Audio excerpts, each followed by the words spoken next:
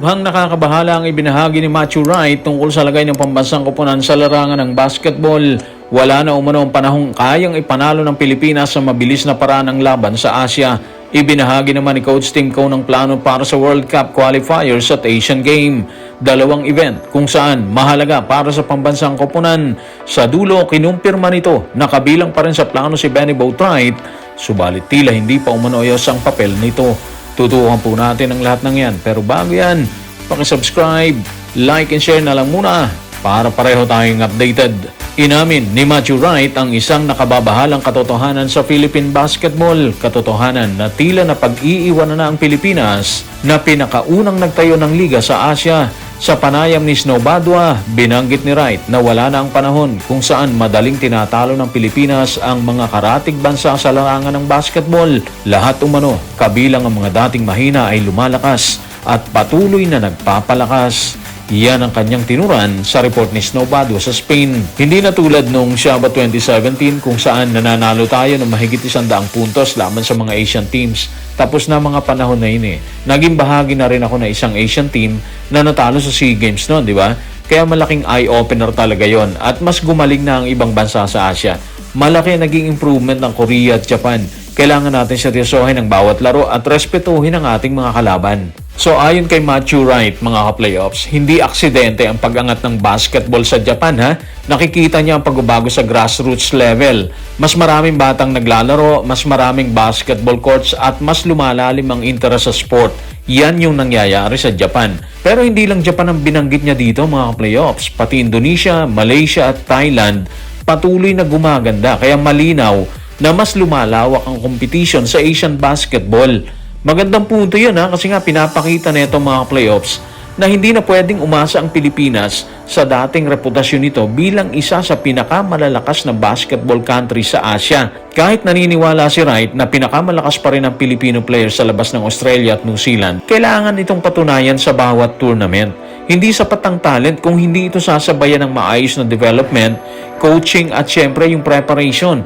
At dito mahalaga sinabi niya na put the best product on the floor. Para sa Philippine basketball mga ka-playoffs, ibig sabihin yan, kailangan talagang mailabas ang pinakamahusay na available players sa mga pangunahing torneo. Hindi pwedeng paulit-ulit na nagkakaproblema sa availability at saka asahang mananalo dahil lang mas talented ang mga Pinoy, di ba? Sa kabuuan mga ka-playoffs, hindi naman alarming ang mensahe ni Matthew Wright. Warning lang yan na kailangan gumalaw ang Philippine basketball.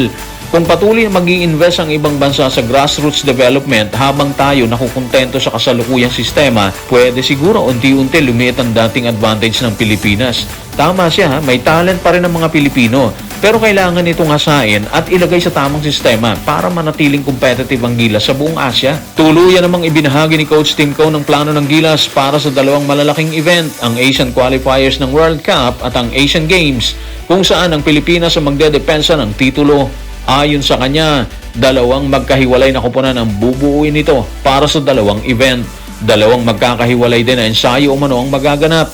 Yan ang laman ng kanyang pahayag sa report ni Jerry Ramos sa Spain. Magkakaroon tayo ng dalawang magkahiwalay na team, isa para sa FIBA window at isa naman para sa Asian Games. Yun ang plano sa ngayon. Magkahiwalay din ang magiging ensayo ng dalawang grupo.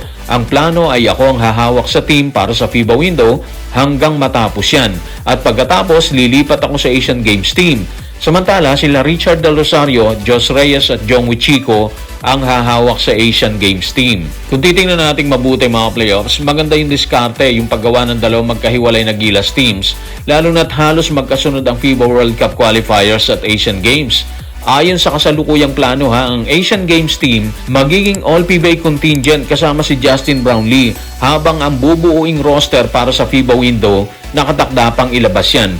Ang maganda dyan mga ka-playoffs, hindi kailangan hatiin ni Coach Tim ang atensyon niya habang papalapit ang qualifiers. Siya muna ang tututok sa FIBA window habang sila Richard Del Rosario, Jos Reyes at Jong Wichiko ang siyang mangunguna sa paghahanda ng Asian Games team. Pagkatapos ng qualifiers, sa kanya tututukan ng Asian team. Mas malinaw ang trabaho at mas mahaba ang preparation ng bawat grupo, di ba?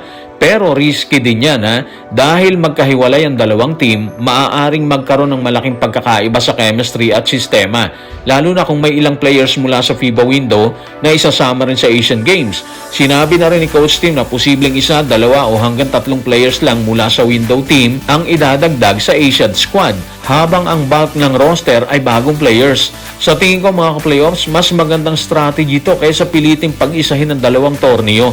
Ang World Cup qualifiers kasi mahalaga dahil kailangan makaipon ng panalo ang Gilas. Habang ang Asian Games naman, title defense yan. Magkaiba ang pangangailangan ng dalawang torneo, kaya makatwiran siguro na magkaroon ng dalawang grupo. Ang challenge ngayon mga playoffs ay siguraduhin ni Coach Tim Cone at ng coaching staff na pareho pa rin may Gilas identity, sistema at competitiveness yung dalawang grupo. Samantala, niligwak na nga ni Coach Tim Cone ng plano at kung sino-sino ang bubuo sa Gilas para sa Asian Games.